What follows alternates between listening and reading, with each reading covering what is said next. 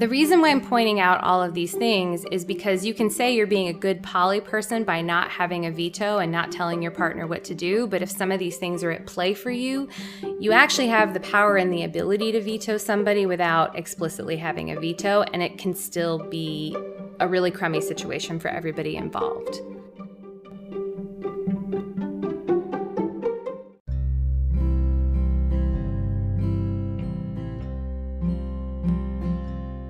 Welcome to Making Polyamory Work. Hi, I'm Libby Sinback, and I want to thank you for joining me today.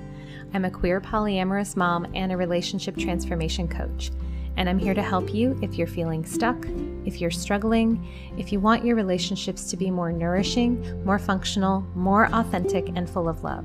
On my show, I go deep into the nuts and bolts of what actually make polyamorous relationships work because I think relationships are worth it.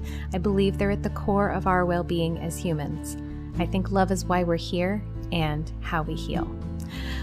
So on today's episode, I am going to tackle a very controversial topic in the polyamory world, the veto. What do I have to say about the veto? Mostly that it sucks, but that sometimes it's what happens and nobody did anything wrong. Do you want to hear more? Well, buckle up, y'all. Here we go.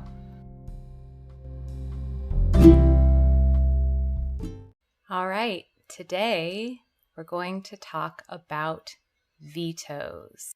So what is a veto? So a veto is, within the polyamorous context rather than the political context, the ability of one of your partners to tell you that you have to break up with another one of your partners. So basically giving someone else power to determine which relationships you can be in and which relationships you can't be in. And an interesting thing about veto is, well, nowadays vetoes are pretty strongly frowned upon as like a thing that you just shouldn't do. And I'm going to go into that. But what's interesting is vetoes used to be something that was fairly accepted as a practice in polyamorous communities.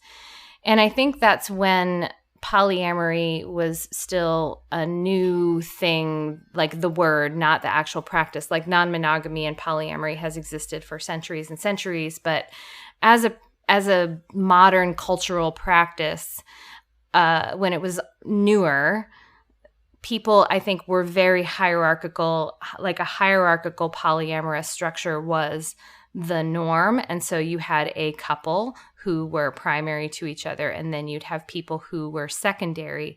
And the primary couple, the primary partners, each would have veto power over the secondary partners of their partners. And, you know, obviously then you can see the veto has its roots in the idea that one relationship is more important than another relationship. And that's really the point of a veto, is to protect the pre-existing established relationship. And usually that's like the primary relationship. It often will show up in hierarchical or couple-centric polyamorous dynamics. And it still shows up to this day. I think there are still a lot of people who either practice a veto explicitly or implicitly. And I want to also add that the veto is also common in monogamy, not in a romantic partner sense, but in the sense that I think a lot of monogamous couples feel like it's okay to veto things like friends or outside activities or even a job that someone might want. That there's really this idea within the monogamous context of relationship that anything that might impact you that your partner does, you have a right to tell them whether they can or not. Now, as I mentioned, vetoes are at this moment pretty widely considered to be a not good thing to do within the polyamory community. But let's look at why that is. Well, first of all, a veto is just rooted in the idea that you have some kind of right to control what your partner does outside of your relationship with them. And a lot of ideals that polyamory is rooted in is that we all have agency and that we all should be empowered to make the best decisions for us and that nobody has a right to control anybody else. And I actually think that's a good value to have in relationship in general, that you don't have a right to control anybody else. Another problem with the veto is that essentially by asking someone to end another relationship, you're asking them to hurt someone else, to hurt themselves too, because they might be happy in that relationship for you. And oftentimes the way I've seen it play out, it's because the person who wants the veto is feeling jealous or uncomfortable or challenged in some way by that other relationship. And so the way that they try to feel safe is by, again, exerting that control over that relationship and asking it to end. And, that's also kind of rooted in these outdated beliefs that we own our partner, that we have a right to tell them what to do, and that we have a right to always feel safe and comfortable in our relationships, etc. And another thing about a veto is that it's often kind of seen as this fail-safe in an established relationship. There's this feeling that, if a partner ever gets too scared or if things ever get too dicey, well, if the veto is there, then it's a way to feel safe. It's a way to feel like, you get proof that you're the most important person to your partner, or that you will always be prioritized over others if you know that you can at any time just veto the other relationship. And another problem with the veto is just it's rooted in this idea that some people are more important than others and that some relationships are more important than others. And that doesn't mean that I'm telling you not to prioritize relationships, because I think it's inevitable that we're going to do that. And I'm not saying all hierarchy is bad, but if you have it kind of baked in by having a veto agreement be part of your relationship, I think that you're setting the secondary partners to feel disposable, to feel just inherently insecure because they know that if they push too hard or step out too far or have too many needs or whatever, that they could just lose their relationship with their partner. And I think that's pretty harmful. While I'm in agreement with the consensus that veto agreements are not great things to have in polyamorous relationships, I do want to say that vetoes happen all the time, and that doesn't mean anybody did anything wrong. And I want to talk about that because I think we don't talk about that enough. And so the first thing I want to talk about is how a veto can happen without a veto actually intentionally happening. So some examples of what I'm talking about: sexual health. Let's say a potential new partner has an STI status that makes the established partner uncomfortable for some reason, or maybe it makes them want to change the barrier practices with their partner. So let's say, the established couple has a barrier-free sexual relationship, and then one of the people in that relationship want to start up a new sexual relationship with an outside partner, and that partner has, an STI that makes that established partner uncomfortable and say, well, okay, you can sleep with that person, but then I want us to use barriers with each other. Well, the partner who is in that barrierless relationship may not want to go with barriers with their new partner. And so they may choose not to be in that relationship because of their partner's sexual health needs. And that could happen even if there's no actual STI, but if just the risk tolerance between the two different partners are really incompatible. And so one partner might say, hey, that person engages in a lot of risky sexual behavior. That's outside my comfort zone. So I don't want to have sex with you as long as you're having sex with them, because I just don't trust that my sexual health is going to be within my control or feel comfortable to me. Another place where an unintentional or non-explicit veto can happen is around location. So if, let's say, two partners are living together and one partner doesn't want their partner to bring additional partners to their shared home, and maybe that outside partner doesn't have a housing situation that is conducive to hosting dates, and neither of them have the money for a hotel room. And so they're stuck having dates and sex in a car or some other inconvenient place. And so if there's no real place for the partnership to exist in private, then that can effectively push the relationship to end just due to a lack of access to each other. Another way that a veto can happen unintentionally is with time. So if an established partner places a lot of demands on their partner's time, such that they don't really have enough flexibility to successfully negotiate time with another partner, then that might mean the relationship can't exist. There are also sometimes just incompatible ways of structuring time. So like if one partner does a lot of advanced planning and pre-scheduling and the other partner tends to be more spontaneous or just maybe slower at planning and putting things on the calendar, then that can really limit that more spontaneous or slower relationship to the point that there just isn't enough time together or the kind of time together that they want for it to be satisfying. Especially if that more spontaneous partner feels like forced to make a lot of plans in order to see their partner, but planning just really isn't their jam. So that might just not work. There may be also incompatible time demands between partners where the hinge is just stuck kind of choosing too often and it's too stressful and putting them in that place of choosing. And if there's a hierarchical structure and they feel like they always have to choose their more primary partner, then that can effectively veto the other partner. Another thing that can happen is the more established partner just might be the one who is organizing a lot of significant events, maybe like family events or what have you. And if they're scheduling it without including other partners in that planning, that can end up preventing other partners from being included, and that can make them feel like they're not part of things, and that can effectively kind of veto that relationship through exclusion. Another way that people can get vetoed without an explicit veto is if the established partner creates relational consequences around things that happen with other partners that cause the relationship to become really stressful for the hinge partner.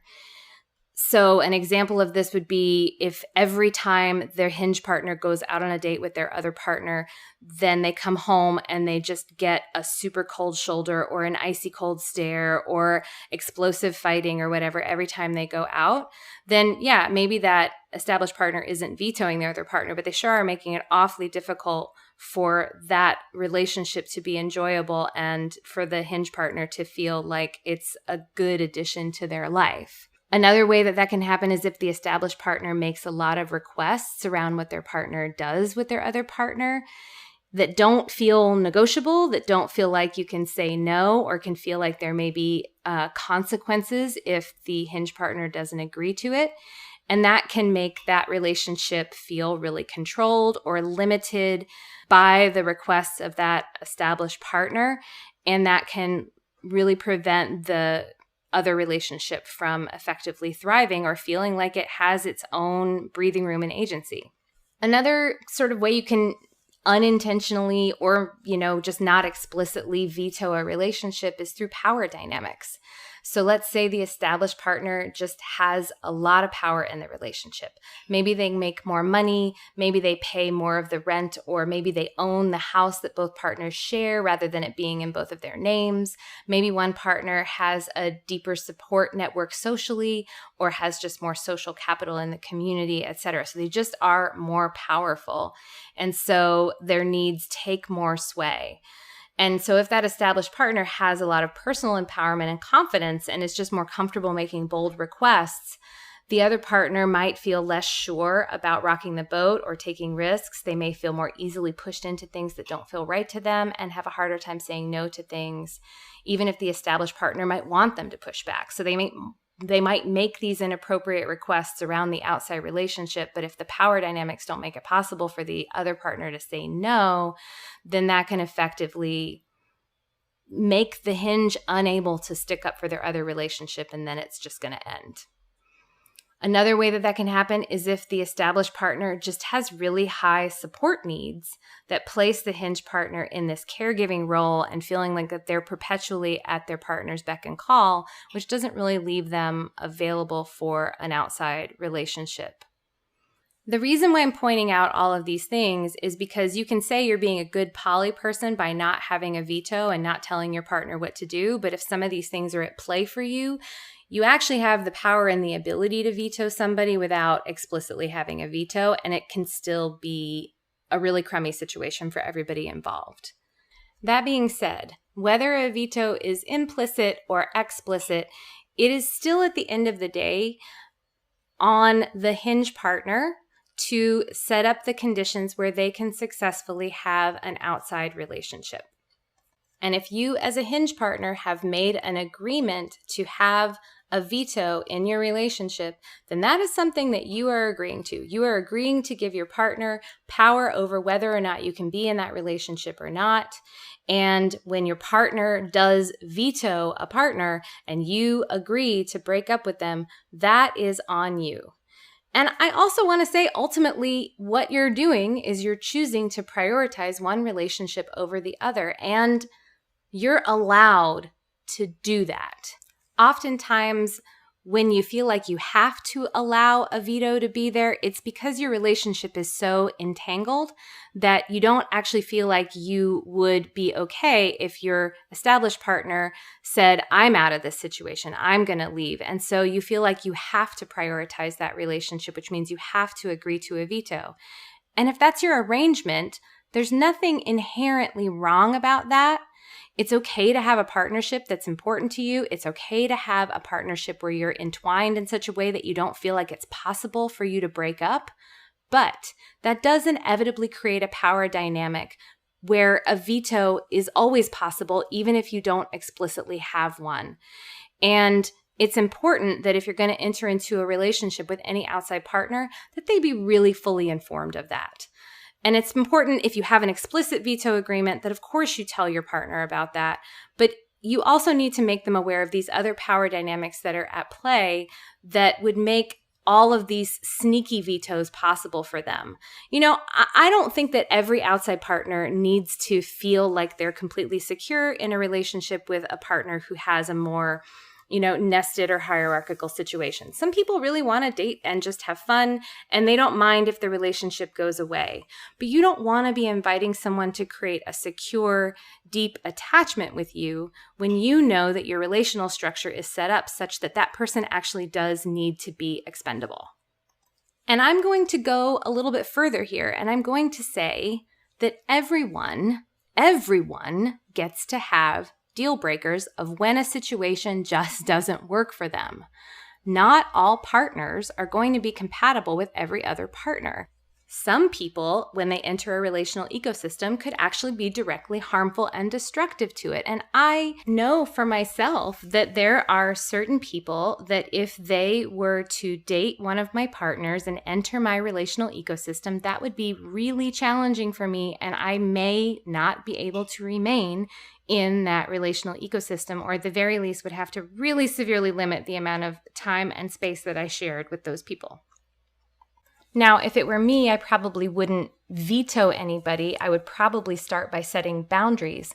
But again, boundaries can also have limitations on the relationship. There was a period of time where one of my partners was dating, was someone that I really needed to limit the amount of space that I was sharing with them. And so that meant that I didn't want them at the house when I was at the house.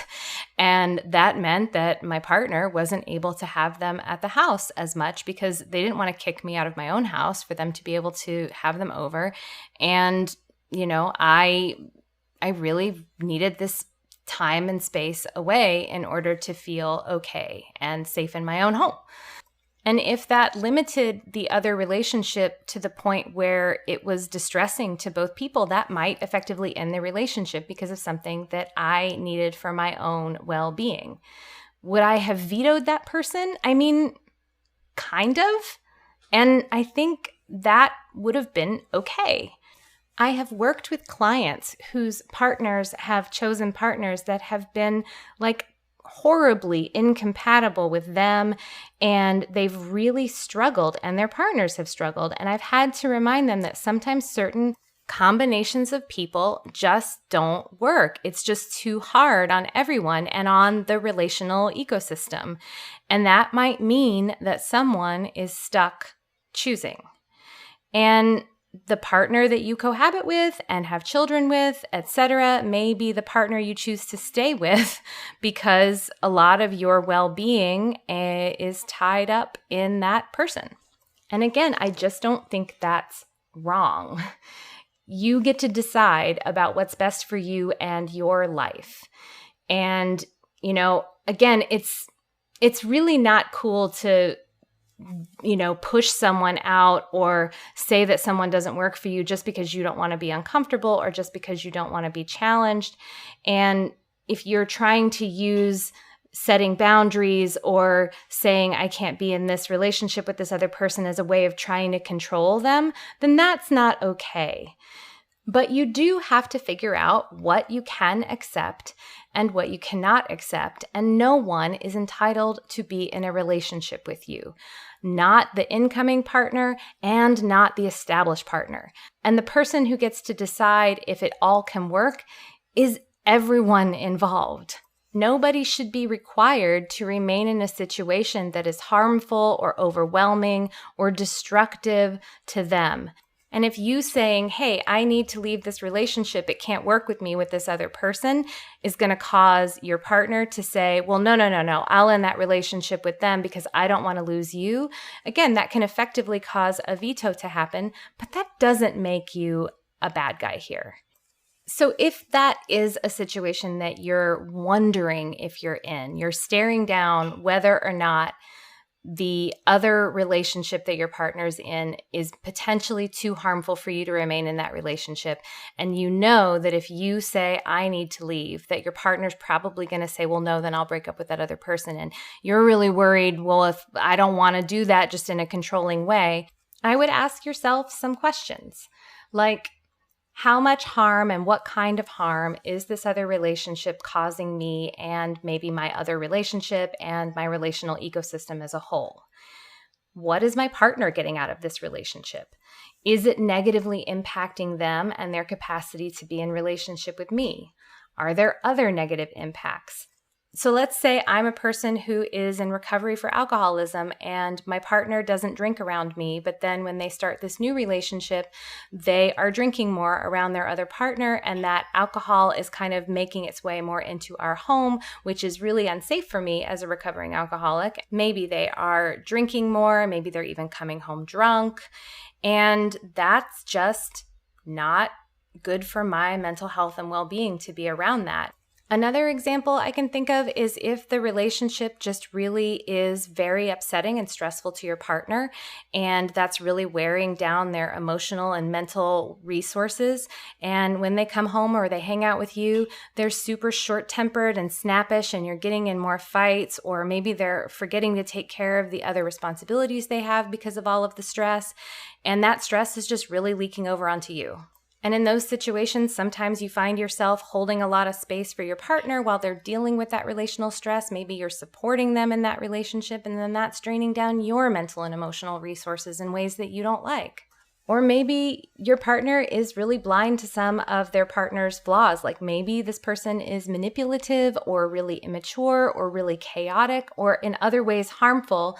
Or maybe they just really push your buttons and remind you of a high school arch enemy that you had, or someone you otherwise just don't feel safe around. And even in those situations, I don't necessarily recommend like opting out of the whole relational ecosystem as a way of dealing with it. And I even want to go so far as to say sometimes people that we love need to engage with people that we find harmful, maybe even harmful to them, as part of their growth journey. And I want to leave room for the possibility that we could remain in relationship with them while they're doing that. And as I said before, of course, look for ways you can set boundaries or potentially make adjustments within yourself to insulate yourself from potential negative impacts of the other relationship. But if you just can't, or if it's just too much work, it's okay to say, I can't coexist with this other person. One thing to be cautious about, though, is maybe you feel fairly certain that if you say that, your partner's going to say, well, then I'll end that relationship and I'll be with you. Be prepared for them to not. because they may not. And if you're really prepared to say, I can't coexist with this other person, be prepared that your partner might choose to walk away from the relationship with you. And I just want to say this one more time because I think it bears repeating, that if you have an entangled relationship and you use the threat of leaving your partner as a way of maintaining your primacy or keeping yourself out of any discomfort around any other partners that your partner might date, if you aren't actually willing to go through with it and leave, or you know that the threat will influence or control your other partner's behavior and that's why you're doing it, that's really not okay. And if you have a partner who is behaving in this manner, who is regularly threatening the relationship whenever they're unhappy or uncomfortable with something that's going on in your other relationship, I need to tell you, you are an adult and you probably need to begin working to stick up for yourself in this relationship if you're going to be continuing to be polyamorous. It's really not fair to your other partners if you have no ability whatsoever to stick up for the relationship that you're making with them. And offering them any sort of securely attached relationship with you is really just, frankly, false advertising. But it is possible that even if you do have a healthy, mutually empowered relationship with an established entangled partner, you might find yourself in a situation where your relationships are incompatible and you have to choose and you don't want to. So, what do you do if you find yourself in this unfortunate situation where you feel forced to choose? Well, first of all, if you do decide to break up with someone else because one of your partners is having a problem with that, don't blame the other partner. It's really not fair. You are still making the decision, and it's really important that you own it. So don't say, such and such is making me break up with you, or I have to do this. You always have a choice. And at the end of the day, you're choosing what is actually best for you, even though it's hard and it may not be what you'd really want.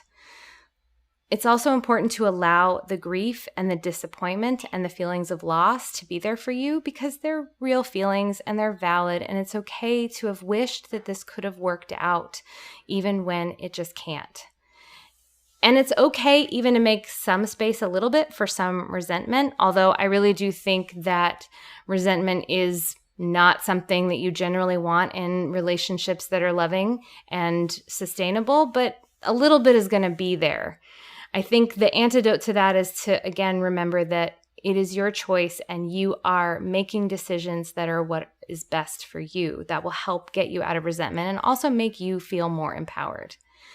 And lastly, if you're in a situation where you have to choose between partners, really lean into that relationship you decided to keep instead of letting that decision poison the relationship that you have.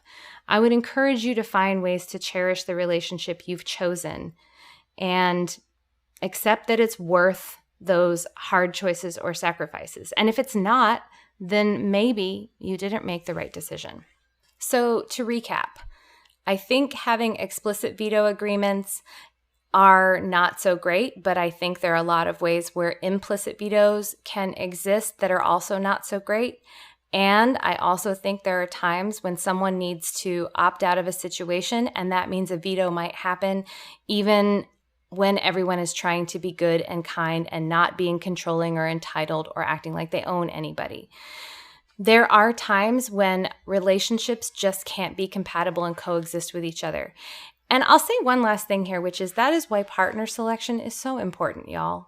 If you have an existing relationship that you cherish and that you know you want to prioritize and keep in your life, treat that with some care when you think about who else you're going to bring into your life and how closely you bring them in. I think about our relational ecosystems like an actual ecosystem, like a garden.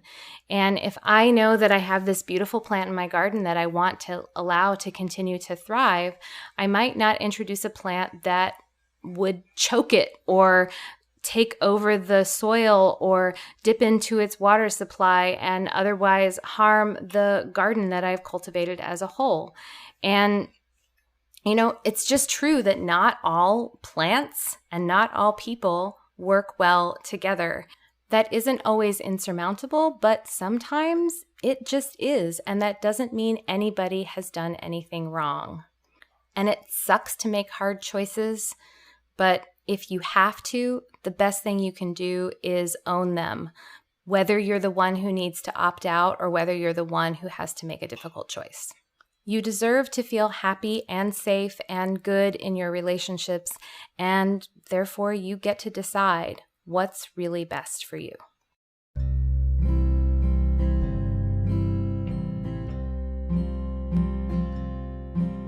Thanks so much for joining me today. If you have any thoughts about what I've said or a question for the show, I'd love to hear from you. The best place to reach me is via my website, libbysinbeck.com, but you can also connect to me via social media. I'll also say that if you're loving these episodes, but maybe feeling like your relationship could use more help, this is the work that I do with my coaching clients every day. If you're interested, you can set up a free introductory session with me to see if coaching might be a good fit. I also will be opening up a new cohort in April of the Relational Non-Monogamy Circle, which is my signature group program, where I also go into a lot of these things that I talk about on the podcast in greater depth. So if you're interested, check out my website to find out more about that. You can also go to relationalnonmonogamy.com to sign up for the waitlist for when I open up registration. Also, please, if you love this podcast, definitely share it with your friends, with your networks, your Facebook groups, etc. And make sure you subscribe so you don't miss an episode. Also, if you listen to iTunes or on Stitcher, or you just want to say nice things about me on Facebook, it would be a big help if you left a review or a comment, because these help more people find the show. Thanks again so much for being with me today, and I'll see you soon.